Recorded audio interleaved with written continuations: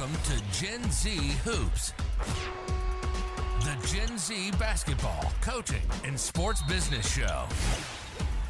On this podcast, you'll learn from professional players, coaches, and executives from all over the world and see the court in a brand new way.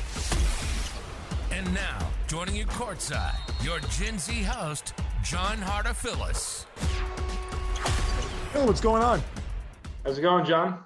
Awesome. And for those that don't know, that when everyone always asks me, I always get texts at every game. I've been to all these Knicks games, and we're on a win streak for a lot of them. So people are like interested in the Knicks. John, how do you get all these tickets? This is the guy. Everyone that's listening, this is the man responsible for my Instagram stories. If they're too long, I apologize, but he's who is responsible, whether you love him or hate him. This is the guy that's allowed me to go to all these Knicks games. So Phil, thank you from the bottom of my heart. For all my friends that have gone to games coming with me and stuff, they thank you too. Definitely gonna be fun. I had to have him on the show. I was like, once the season was over, I'm like, Phil has to come on the show and talk about your story and all the cool stuff you're doing. So definitely really fun having you on. I love the background, right? MSG, there's no place I'd rather be than MSG right now. And actually, I have everyone knows the Porzingis jersey behind me. I'm obviously decked out in the jacket I wore to a few games. But recently, I haven't shown you this. I got a 5-piece of the Madison Square Garden Arena. It's a game against the Pacers. It's a regular season game, but it's a 5-piece and it completes the room. So that's epic. Just like your virtual background, I could still pretend like I'm at MSG sometimes. I can still like close my eyes and hear the profanity directed at Trae Young. It's a beautiful noise. But right, definitely going into you and all the cool stuff you're doing. Right? The Knicks are maybe what you're doing now and being at MSG, but there's so much stuff that led up to that, right? And so much of your story that's left to be written. But maybe going to the start, I mean, I'm curious, maybe going all the way back to high school, because a lot of the people listening to the show maybe are my players that are still in high school or just 18-year-olds that are coming out of high school. Maybe what were you doing there that made you fall in love with sports? Was it playing a lot of games? Was it being around it to where you said, you know what, I want to work in sports? Yeah, it started well before high school. First of all, sorry I didn't say this, but thank you for having me on. This is really cool. I haven't done something like this before. And anytime that I have a chance to talk basketball with a fan like you, then it's just a pleasure. So thank you for that. But going back to your main question, knowing my fandom for sports in general started probably when I was 5 or 6 years old. I'll give you a little background on myself. I actually was born overseas and grew up overseas for the first 10 years of my life, born in Brazil. My mom is Brazilian. My dad's American. So that explains this. And moved to the Philippines at about a year old, lived there for about 9 years. And funny enough, what was my first connection with the Knicks? There was a little market there and they were selling just like branded merchandise and hats from American teams. And I saw this blue hat with an orange logo and had no idea what it was at the time, but I knew I liked it. And years later, I came to find out that it was a Knicks logo. And so growing up, I played a bunch of different sports. I was super involved probably since age 4 or 5, really. Mostly team sports. Soccer was a big one. Basketball, I kind of developed later on when I was about 10 years old. I loved having the team aspect of athletics in general and growing as a person with my teammates. And so, when I finally moved to the US when I was about 10 years old, realizing basketball is probably the most electric game that we have here in this country, not only because of the way it's played here, but also it's on an international stage. I'm a big history nut, and so studying a little bit behind David Stern as commissioner and expanding the game that way, I figured that basketball was probably the best way to enter the sports industry in general and really learn about it overall. And with that, I kind of went through college playing, on the, club level. Just, a little more laid back. I'm not saying I would have made the varsity team by any means, but just basketball was part of my life for the last, I guess at this point, 15 years. So keeping it close and being able to play whenever I wanted was most important to me. So finding a job within that field and sports in general was definitely something that was important. That's incredible hearing about your upbringing, because we've been on so many phone calls, right? Game day and all this stuff, right? Getting ready for some of the best experience of my life, going to these playoff games or even the regular season games. And I had no idea that you weren't born here. I had no idea that how you first fell in love with the Knicks and how you got introduced to the game. That's why I love doing this show, is because I get to hear these stories, even from someone that I know. Like I've actually spoken to you before, when this isn't the first time we're meeting on Zoom, and I still didn't know that. So that's incredible. And thank you for sharing that, because it is add a layer to, okay, where did this passion come from? Like seeing it in a store and not knowing what what it is. And then now you're working for the team. Like that's really, really cool. And thinking about things from that perspective. But maybe right at the beginning of getting to this into the sports industry, right? Maybe not everything was exactly with sports, but it kind of brought you back to it. I mean, maybe some of the things like you did with UPace or the Daily Caller, maybe that was a little bit more sports centric. But what were you kind of doing there that opened up to what you're doing now? Yeah, so UPace was an interesting one. It was a startup. So I just for the record, so people are probably wondering. I went to George Washington University down in Washington, D.C. And so at the time I was a sophomore, fall of 2016, I guess winter of 2017, looking for an internship, just looking for something to do on the side, not just being a full-time student, but looking to kind of build my resume at that point. I was connected with a lady who had just graduated at that point from American University, right down the street from us. She started this app called UPace, and it was the way for people to schedule fitness classes, rent equipment in different gyms and facilities in the area. Pretty cool product itself. And so I joined her, and me and one other guy from my fraternity at the time, we joined her to help with marketing a little bit. So putting content out similar to what you do now, right? With your Instagram, just finding common trends within the market space, and basically putting out content to try and promote the brand itself and grow it a little bit. We helped increase, I believe it was about 3,000 followers over the course of, I think it was 2 months. From it was basically October going into December. So that was a cool experience, because again, it was just my first internship ever, and just kind of getting a feel for being a professional in general. And then between junior year and senior year that summer, I knew that I got to get into sports somehow. I got to do something with sports. At that point, I was taking some summer classes. So coming up to New York to try and intern somewhere here was not going to be an option for me. So I had to stay local in DC. So I found the Daily Caller, who, they luckily accepted me as a summer intern, and I spent the summer writing for their sports section. A lot of that content was based on basketball, even though it was the off season. I always found something to write about with certain players or top free agents. At that point, I think my biggest story was Kawhi Leonard could be joining the Lakers. Never happened. He ended up joining the Raptors, but being close to that and actually finding my own stories and finding the interesting trends within the NBA itself, that was definitely an exciting part of it. Definitely fun, right? In getting to cover the game that maybe you grew up watching from afar. I did see that while you were with the Daily Caller, you did some cool stuff at the White House, and I'm curious if you could elaborate on that story a little bit, because it sounds like you learned a lot there. Yeah, the White House, or it wasn't the White House, it was the Capitol. So it was Capitol Hill. I was interning for a congresswoman from Washington State, and I was, congressional intern for the summer of, I believe it was 2017. So that was sophomore year going into junior year. And that was a really cool experience in itself, taking calls from her constituents, answering their questions or addressing their concerns. There were quite a lot of them. And basically learning how, at that point, being in DC, you can't not learn about politics. You have to get into it. You have to, if you're there, you might as well use the time wisely. So I wanted to immerse myself in that a little bit, take advantage of the time there, and learn how bills are passed, right? Get to watch all the senators, get to watch the representatives in the House voting on certain bills throughout the summer there. That was definitely a cool experience itself. So that part of the job, with dealing with constituents on in some cases, face-to-face basis, or with giving them tours around the Capitol itself, learning the history a little bit, but also just addressing their concerns over the phone, definitely prepared me for some of the clients and prospects that I work with now at MSG. Definitely cool is how maybe those early experiences maybe on paper it doesn't look like something that would translate to anything with the Knicks or in the NBA, but it does. And it's definitely cool seeing how those skills maybe carry over. One thing that I thought of was cool, and I'm sure, right, there's definitely so many skills that could translate from this job specifically, but you work with Squash on Fire, right, in the sport of squash, right, in such an obscure sport that I honestly know nothing about. But thinking about maybe how taking up a job there can still prepare you better for what you're doing now or something down the line. I mean, can you tell us a little bit about maybe even what squash is? Because I don't even know. On top of that, maybe what all went down there.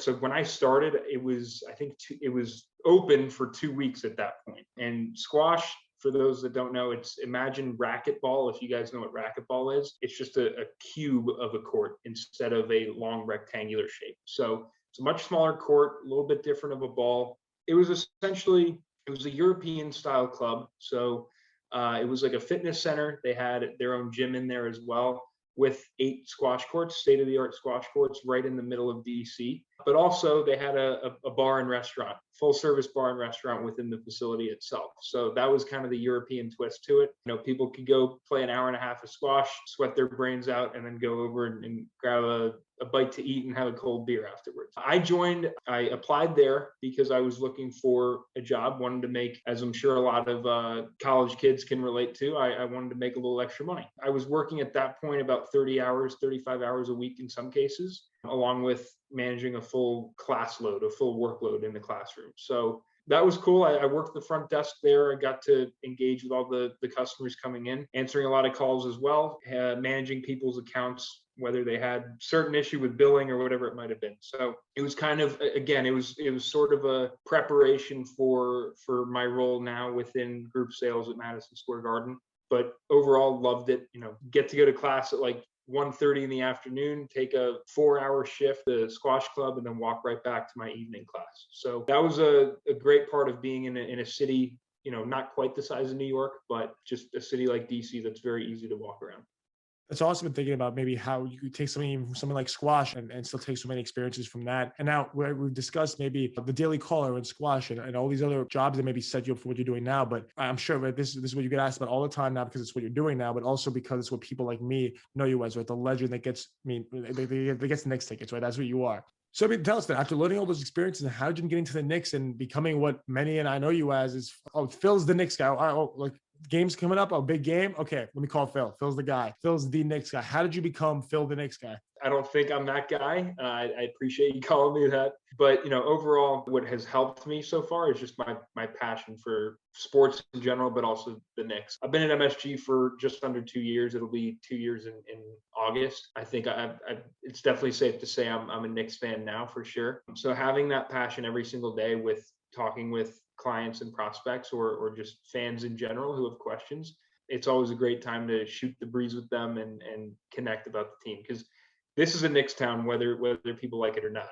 And I think we saw that it was short-lived in the playoffs. It was only the first round, but just looking at the reactions from outside the Garden at 2 Penn Plaza versus the Barclays Center after a win or a loss, it was just a mob at MSG, and using those kind of in my memory from those and using that, you know, as a way to converse with fans. That's the exciting part of the job. So to answer your question in short, I know I'm rambling here, but anytime I'm reaching out to a Knicks fan, it's with a purpose. It's with a purpose to, one, yes, connect over the team and to shoot the breeze a little bit and talk about the success of the team more recently, but, you know, also trying to help fans out, because if fans are looking to just come to a game on their own, there's really no need for me, right? There's really no need for me. Part of the role that I'm in and the team that I'm in, part of what we do is we try to create special experiences along with the game itself. So working with groups as small as 10 people all the way up to hundreds, maybe a couple thousand, that's what we try to do. We try to create an overall experience that hopefully no other arena can do. And it's incredible, right? And when you talk about game 2 and the reaction, I mean, if I close my eyes, I can still see the aftermath of game 2 out in front of me. I still remember, right, all the chants and the screaming. And I have all the videos. If I ever forget, when I'm old and gray, I'll have the videos to prove it to my grandkids that I was there. But I will say, I don't want to cut you off. I just want to say one thing, because I think it was game 2 of the first round this year versus the Hawks. You're familiar, just for those who might not be as familiar. So the Garden is right here, and then our office building is literally attached to it, okay? The flow of traffic coming out of the arena goes towards the office building and past it. So after game 2, we came back from, I think we were down 13, probably like a couple minutes left in the third quarter. So we had a great bounce back win in game 2 to even the series at that point. And I remember at the end of the game, everyone was scattering. We all ran up to our desks to grab our stuff and go home for the night. When I got back down in the elevator, I couldn't get out. Because the streets were packed with Knicks fans chanting, "Let's go Knicks," you know, "F you Brooklyn," "F Trae Young," all of it. So it was awesome to see it, just because, especially considering the pandemic, like we looked around, we thought, like, New York is back. This is exciting. Exciting isn't even the word. And obviously, right, that was the environment that was created by this year's Knicks team being so good, but also just right, the experience of being at Madison Square Garden is like any other, just by the aura of it. But I do want to ask you a little bit about your actual role, because a lot of stuff you're doing now is with group sales, but you've been an inside sales rep before. I mean, is there a difference in that? Have you kind of been doing the same thing for the last few years, or has there been a progression or a change in what you've actually been doing behind the scenes? Yeah, so started in, just so you know, the way it works with just in terms of the sales side of things for sports, at least for MSG and a lot of other NBA teams. Inside sales is the entry level position. So inside sales came right out of college, and I joined the inside sales group sales side of things. At that point, I was in inside sales from August 19th, 2019 until, I would say, well, it's a little flexible because the pandemic has really, messed things up. But I'd say I was in inside sales from August of 2019 all the way until August of 2020. So at that point, I was fortunate enough to stay with the company and join the group sales sports team, which is the one I'm on now. And I was at that point promoted to an account executive. So overall, main difference was when I first started, my team was actually primarily focused on entertainment. So focusing on the Christmas Spectacular show over at Radio City Music Hall and other family shows coming in and out of Madison Square Garden. Small focus on Knicks and Rangers as well, but for the most part, it was those shows. And then the company split into two. Company split in April of 2020 from the Madison Square Garden company. They became Madison Square Garden Sports and Madison Square Garden Entertainment. Madison Square Garden Sports was the company that my team was, I guess, shifted over towards.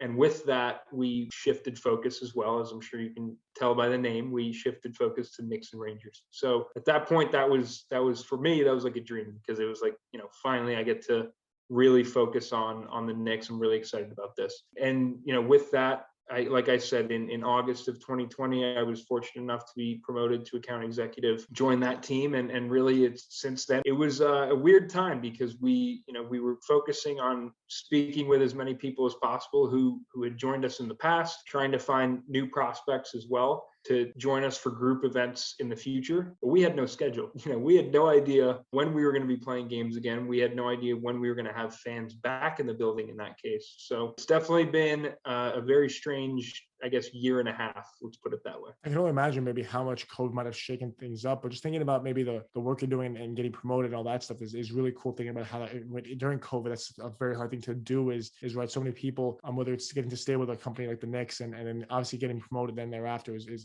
incredible. Thankfully that happened because then we got to meet each other, and the Cinderella story of a season was able to take shape. But I'm curious, right? You mentioned what that was really interesting is like maybe the many departments at MSG, right? It's not just everyone thinks MSG, especially for someone like me that's a sports fan. I don't like to think of the Knicks. I don't even think of the Rangers. I don't even think of entertainment and stuff like that because I'm a basketball guy. But at the same time, those things do exist and they're an integral part of what makes MSG. So if you could maybe tell us a little bit about what those other parts of the MSG empire maybe are, whether it's the Radio City Music Hall and all these other great things that really is what makes it known worldwide. Probably the greatest city in the world, in my opinion. No one asked for my opinion, but it's okay.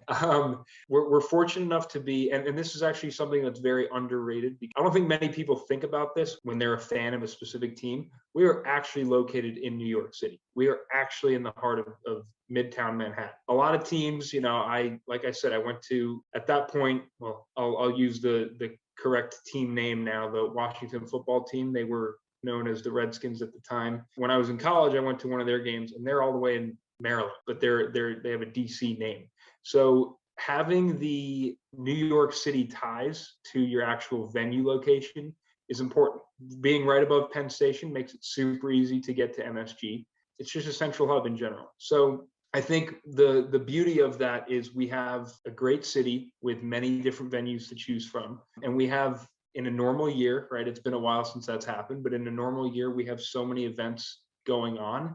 Right now, for example, I know it's June 23rd, 2021. 2 years ago, we would have had family shows. We would have had concerts going on throughout the Knicks off season. Right now, we're getting back into that. We're getting more concerts that are booking for later this year. But I think that it definitely helps, being basically a 24/7 venue that has, no matter what types of events you're into, they're going to have something for you. And that's what helps. It's almost like no matter what time of year it is, there's a particular season that you can focus on. So Knicks and Rangers will be from October to April. And then if they make the playoffs, June, maybe even into July. If there's concerts, you can focus on that throughout the entire year. Really doesn't matter what time of year it is, as long as they're coming to town on a specific date. And then the Christmas Spectacular show at Radio City, we focus on that for the most part, probably in April, all the way up to December. The show runs all the way through the first week of January. It's really cool. It's actually very, very cool to think about it. Being able to keep it switched on at all times, rather than having to say, all right, well, until next season. I mean, it being year round is what makes the energy so electric, right? And there's kind of no off switch at MSG, which is incredible, right? It's not just a basketball season; it's the calendar year, which is definitely really cool thinking about that. And the excitement of being in the Knicks game next year is just something that really just gives me goosebumps when I'm thinking about it. Next season can't come soon enough, and I just want to make sure all our listeners know that if you ever need anything at MSG, primarily the Knicks, but anything at MSG, this is your guy. This is your guy right here. Reach out to the show on Instagram at Gen Z Hoops, whatever it might be, get in touch with me, and I will make that happen, because Phil is the guy when it comes to stuff. So Phil, thank you so much for giving us this breakdown of your entire career up to this point. And obviously there's so much left for you to do, and there's so much more amazing times for the Knicks to have, or really this entire basketball experience to be had. So definitely just all bright stuff on the come up. But thank you so much for joining the show and putting a face to the faceless Knicks guy that I've always told everybody about. Thank you so much. I appreciate the time, John. Thank you. This is I just want to say this. I was watching some of your other episodes, and I'm blown away by this, because I think you mentioned this is kind of your COVID baby, this podcast, and to see that it's grown into what it is now in such a short amount of time, relatively speaking, compared to others. You're doing a great job, man. So considering you're only in, you're about to get into your senior year, the ceiling is the roof, as Michael Jordan said. Your ceiling is way up there. So good luck to you, and this is really awesome. Thanks for listening to Gen Z Hoops. Make sure to follow, like, and subscribe on Instagram, LinkedIn, and all major social media platforms at Gen Z Hoops. You can tune in and subscribe on Apple Podcasts, Spotify, YouTube, and every other podcast platform on the planet. Get ready for the next episode.